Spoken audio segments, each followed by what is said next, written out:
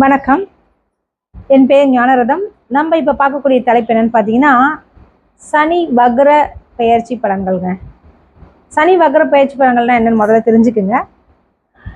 சனி வக்ரம், வக்ரம் என்றால் பின்னோக்கி நகர்தல். அதாவது பொதுவாக சனியுடைய சுற்று வந்து 30 வருடங்க. ஒரு 12 ராசிகளையும் சுற்று முடிக்க 30 வருஷம் வருது. அப்போ அந்த 30 வருஷத்தை வந்து கரெக்டாக அது கொண்டு வரணும்னுவாங்கள்ல, அந்த கால்குலேஷன்ஸ். அதாவது அந்த சனி பகவான், அந்த சனியோட பிளானட் வந்து கொஞ்சம் ஸ்பீடாக போகும்போது, அந்த டைமிங்கை மீறி இருக்கும்போது, அப்போ வந்து ஒரு இழுக்கக்கூடிய ஒரு விஷயம்தான் பின்னோக்கி நகர்தல். அதுக்கு பேர் தான் வக்ரம் அப்படின்வாங்க.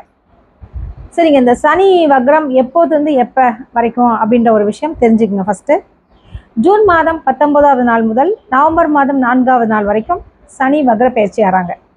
சரி, இந்த சனி வக்ர பயிற்சி ஆகிறதுனால என்னென்ன ராசிக்கு எப்படி எப்படிலாம் இருக்குன்ற விஷயங்களை பற்றி தான் ஃபுல்லாகவே பேச போகிறோம். இப்போ முதல் ராசி என்று சொல்கிறோம் இல்லையா, மேஷ ராசிக்காரங்களுக்கு எப்படி இருக்கும் அப்படின்னு பார்க்கறதுக்கு முன்னாடி நான் இப்போ என்ன சொல்ல போகிறேன்னா, அதாவது ஒவ்வொரு ராசி பலன்கள் சொல்லுவோம் இல்லையா, மேஷம், ரிஷபம், மிதுனம், கடகம், சிம்மம், இந்த மாதிரி 12 ராசிகளுக்கான சனி வக்ர பயிற்சி பலன்கள் தான் இப்போ பேச போகிறேன். முதல்ல சனியை பற்றின விஷயங்கள் நம்ம தெரிஞ்சுக்கிட்டோன்னா ரொம்ப நல்லாயிருக்குங்க. சனி பகவான் அப்படின்றவர் ஒரு நீதிமான், உங்களுக்கு எல்லாருக்கும் தெரியும். அதே மாதிரி அவர் எந்த இடத்துல உச்சம் மாறாருன்னு பார்த்தீங்கன்னா, துலாம் ராசியில தான் உச்சம் மாறாரு. அவருக்கு அதாவது பிடிச்ச பொருள் அப்படின்னு சாப்பிட்றதுக்குன்னு பார்த்தீங்கன்னா எல் சாதம் தான். அதே மாதிரி அவருடைய வாகனம் எதுன்னு பார்த்தீங்கன்னா காகம் தான் அவருக்கு வாகனம். அது மட்டுமின்றி பார்த்தீங்கன்னா சனியோடைய கேரக்டர், அவனுடைய குணநலங்கள் அப்படின்னு பார்க்குறச்ச அவர் வந்து பொதுவாகவே ரொம்ப நேர்மையாக இருப்பார். நேர்மையாக நீங்கள் யார் யாரெல்லாம் இருக்கீங்களோ சனி பகவான் உங்களுக்கு நல்லதே தாங்க செய்வார். கஷ்டத்தை கொடுப்பார். இந்த 7.5 சனி அப்போ, அஷ்டம சனி அப்போ கஷ்டத்தை கொடுப்பாரு. ரிசல்ட் சூப்பராக இருக்கும். ஒரு 5.5 வருஷம் கஷ்டப்பட்டால் தான் ஒரு டாக்டர் படிப்பே கிடைக்கும். அது மாதிரி தாங்க 7.5 வருஷத்தில் உங்களுக்கு கஷ்டத்தை கொடுத்தாலும் அது வெளியே வரும்போது பெரிய அளவில் உங்களுக்கு பொக்கிஷத்தை அள்ளி தருவாருங்க, உறுதி.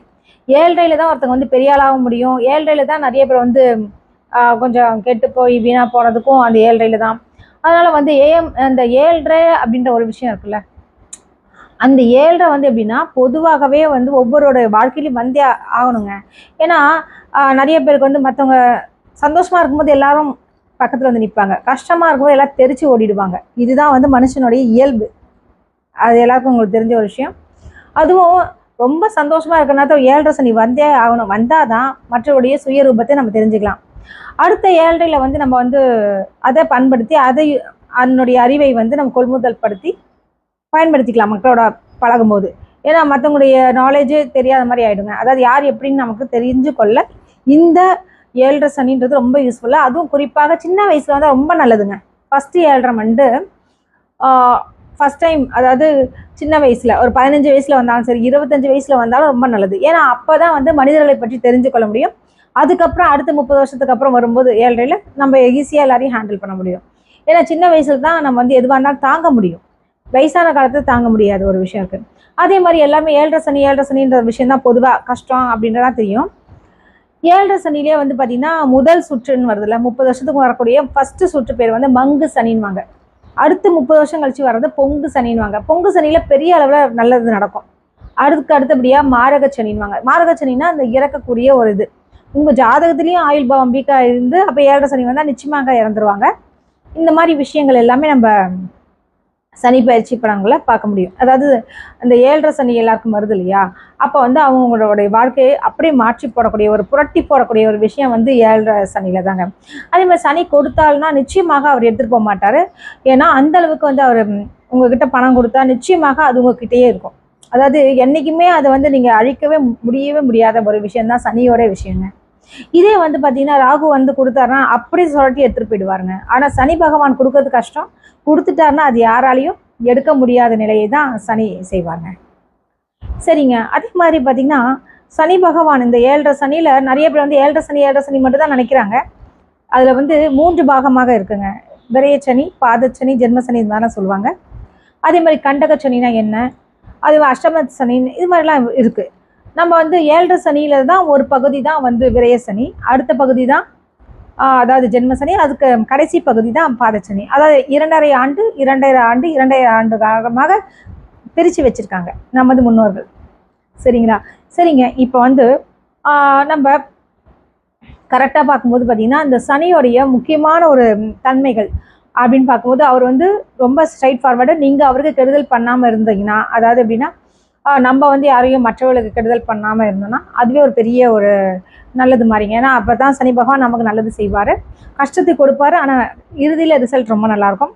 நிறைய பேர் கஷ்டத்தை கொடுப்பாங்க, இறுதியில் தோல்வியும் அமையும். காரணம் வந்து பார்த்தீங்கன்னா அவன் செஞ்ச பாவ புண்ணியங்களை வைத்து தான் சனி பகவான் நமக்கு வராங்க. அதாவது ஒரு சொல்லுவாங்க இல்லையா, ஒரு 30 வருஷம் ஆடு என்ன பண்ணுறே பண்ணிக்கோ, அதுக்கப்புறம் ஒரு நம்மளுடைய தண்டனைகள் அவங்கள என்ன செய்கிறாங்களோ அது ஆக்சுவலி வந்து சனியோடைய வேலை என்னென்னா, போன ஜென்மத்துடைய கர்மாக்களை இந்த வருஷம் இந்த ஜென்மத்தில் நம்ம கழிக்க தான் வந்திருக்கோம். அந்த வேலை தான் சனி பகவான் செய்கிறாருங்க. கர்மா என்றால் வந்து நம்ம செஞ்ச செயல்கள், போன ஜென்மத்தில் நல்லது செஞ்சிருந்தால் நல்லது நடக்க போகுது, போன ஜென்மத்தில் கெட்டது நடந்தால் நிச்சயமாக கெட்டது நடக்க போகுது. அதற்கு வந்து உண்டான கிரகமாக ஒதுக்கி வைக்கப்பட்டது தான் இந்த சனி பகவானுங்க. சனியோட நிறம் எது? கருப்பு நிறம், நீல நிறம்ங்க. இதெல்லாம் தெரிஞ்சுக்கோங்க. சனியோட விஷயங்கள் பார்த்தீங்கன்னா அவருடைய காரகத்துவங்கன்னா மந்த காரகம்னு சொல்லுவாங்க. ரொம்ப ஸ்லோ பிளானட் தான். ஆனால் எல்லாமே ஸ்டடியாக ரொம்ப நிதானமாக செய்து டெவலப் ஆகுங்க எல்லாமே பார்த்தீங்கன்னா சனி தான். அதேமாதிரி துலாம் ராசிக்காரங்களுக்குலாம் யோக காரகன் சொல்லுவாங்க, ரிஷப ராசிக்காரங்களுக்கு சனி யோக காரகன் சொல்லுவாங்க, மிதுன ராசிக்காரங்களுக்கு சனி பகவான் யோக காரகன். இது மாதிரி நிறைய சொல்லிகிட்டே போகலாங்க. சரிங்க, நம்ம இப்போ என்ன பார்க்க போகிறோம்னு பார்த்தீங்கன்னா சனியோடைய வக்ர நிவர்த்தி, அதாவது வக்ர பெயர்ச்சி பலன்கள் சொல்லுவாங்க இல்லையா. வக்ரம் எப்போ பயிற்சி ஆகுதுன்னா ஜூன் மாதம் 19ஆவது நாள் வந்து வக்ரம் ஆகிறாரு, சனி பின்னோக்கி நகர்றாரு. அது எப்போ ரிலீஸ் ஆகுது? வக்ரம் நிவர்த்தி ஆகிறது பார்த்தீங்கன்னா நவம்பர் மாதம் 4ஆவது நாள் 2024 அப்போ நிவர்த்தி ஆகிறாங்க. சரிங்க, வாங்க ராசி பலன்களை பார்க்கலாங்க.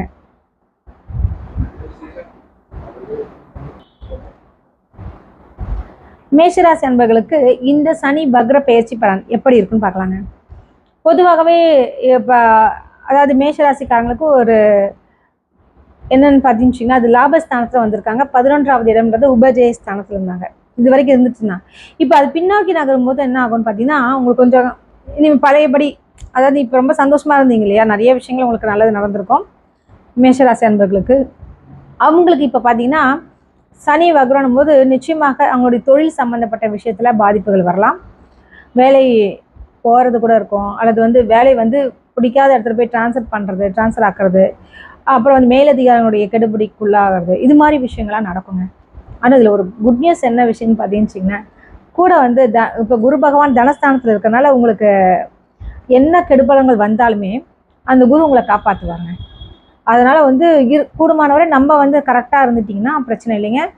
இந்த இந்த சொல்லுவாங்களே 140 நாட்கள் கொஞ்சம் பொறுமையாக அமைதியாக இருங்க. ஏன்னா அந்த எடுத்தோம் கவுத்தம் பண்ணிடாதீங்க. ஏன்னா மேஷராசினாலே ஃபாஸ்ட் எடுத்தோன்னே கைதான் வைப்பீங்கன்னு இல்லையா, அது மாதிரி செயலில் ஈடுபடக்கூடிய ராசி நீங்கள் தான் சொல்லுவாங்க. நீங்கள் பொறுமையாக இருந்தீங்கன்னா இந்த வக்ர பயிற்சி வந்து உங்களை ஒன்றும் பண்ணாது. அதற்கு என்ன சாமி கும்பிடலாம், என்ன மாதிரி நீங்கள் பண்ணலான்னு பார்க்கும்பொழுது, நீங்கள் வந்து மேஷராசி என்பர்கள் தயவு செய்து அதாவது சிவன் கோவிலுக்கு சென்று அதுவும் சனி பகவானுக்கு தீபம் ஏற்றி கொண்டு வந்தீங்கன்னா இதனுடைய தாக்கங்கள்லேருந்து நிச்சயமாக உங்களுக்கு வந்து அது குறையுங்க. அதே மாதிரி வந்து பார்த்திங்கன்னா மேஷராசிக்காரங்களுக்கு வந்து இப்போ மாணவர்களுக்கு அப்படின்னு பார்க்கும்போது கொஞ்சம் நல்லா இன்னும் கொஞ்சம் அதிகமாக படிக்கணும், ஒரு முறைக்கு ஒரு அப்படியே ஞாபக மருந்தின்பாங்களா அதெல்லாம் வந்துடும். அதெல்லாம் நினைவாற்றல் அதிகரிக்கணும்னா எழுதி பாருங்கள் ஸ்டூடெண்ட்ஸ்லாம். அதே மாதிரி பார்த்திங்கன்னா திருமணம் சம்மந்தப்பட்ட விஷயத்துக்கு நிச்சயமாக சனி பகவான் உங்களை கஷ்டப்படுத்தினா கூட டிலே ஆகாமே தவிர நிச்சயமாக நல்ல வாழ்க்கை துணை உங்களுக்கு அமையுங்க, கவலையே வேண்டாங்க. சரிங்களா, அது ஒரு முக்கியமான ஒரு விஷயம். அதே மாதிரி பார்த்திங்கன்னா ஃபாரின் போகணும் அப்படி ஆசைப்படுறது, அந்த விசாலாம் அப்ளை பண்ணுறது எல்லாமே கொஞ்சம் கெடுபடியாக தடை தாமதங்கள் நிச்சயமாக ஆகும்.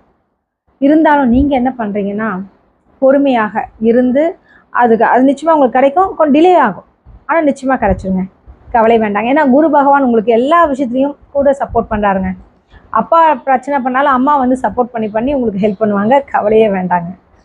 அடுத்து வந்து பார்த்திங்கன்னா ஏன்னா என்னதான் இருந்தாலும் கொஞ்சம் கெடுபடி கஷ்டங்கள் கொடுக்கும்போது கொஞ்சம் மனசு கஷ்டமாக தான் ஆகும், சங்கடத்தை தான் நோக்கி போகும். இருந்தாலும் வந்து நீங்கள் இதெல்லாம் மனசில் வச்சுக்கிட்டு அதன்படி இருங்க, நிச்சயமாக நல்லதே நடக்குங்க. நீங்கள் வந்து இந்த தீபம் ஏற்றுறது இது மாதிரிலாம் காக்காவுக்கு சாப்பாடு ரெகுலராக போட்டுட்டு சாப்பிடுங்க, அது ரொம்ப புண்ணியம் உங்களுக்கு.